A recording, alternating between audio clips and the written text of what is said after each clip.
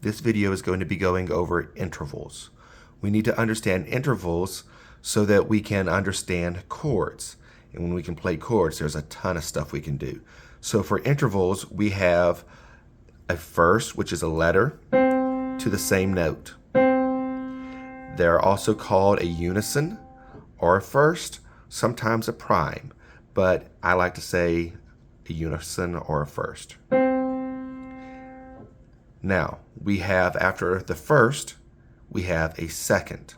A second can be from one letter name to the next. So it could be from like an A to a B. It could be from a B to a C. It could be from a C to a D. You might have noticed that the distance between these two notes is shorter than the distance between these two notes. That's because we can have two types of seconds. We can have a major second or a minor second. The minor second is the smallest distance between two notes that still gives you two different notes. So from one key to the next is a minor second. When we have a major second, it means we are skipping one key.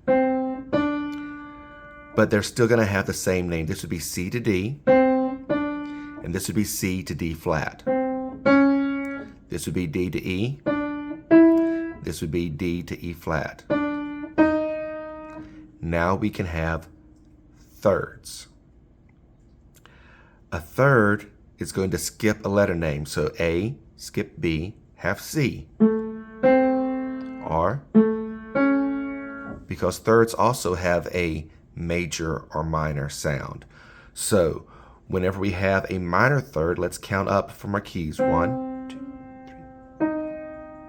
There we have. We skip two notes. For a major third, we skip 3 keys.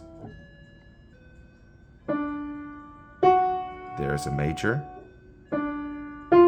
There's a minor. Let the clock finish.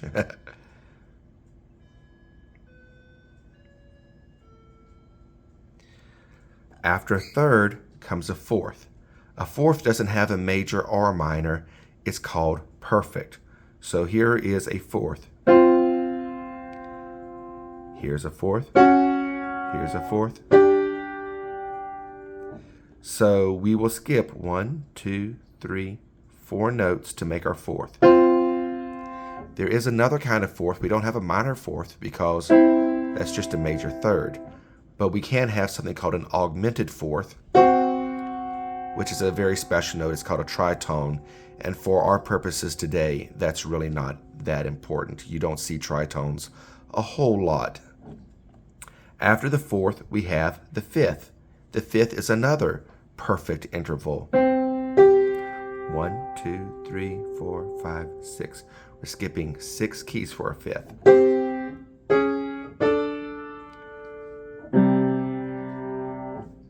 But we can remember it's a jump of 5 notes. 1, 2, 3, 4, 5. C, D, E, F, G will be our fifth.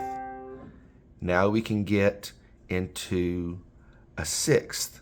That would be like A, B, C, D, E, F. A to F would be a sixth. We can have a minor sixth or a major sixth. That would be from A to F for a minor, A to F sharp.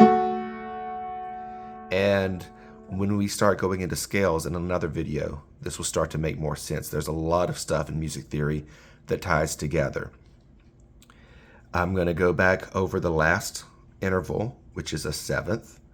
We can have C, D, E, F, G, A, B would be a seventh. And that's a major seventh.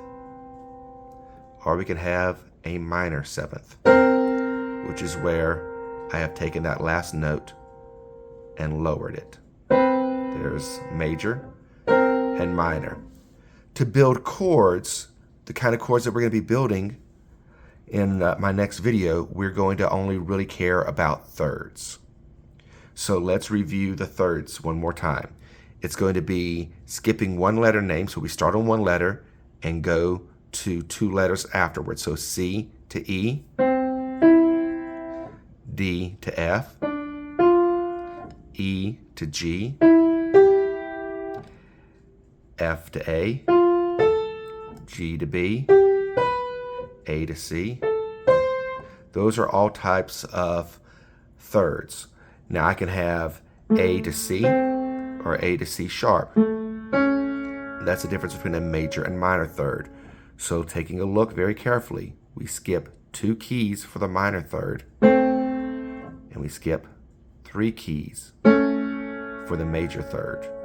So one more time, our major third, we skip 1, 2 keys and make it minor, 3 keys and it's major.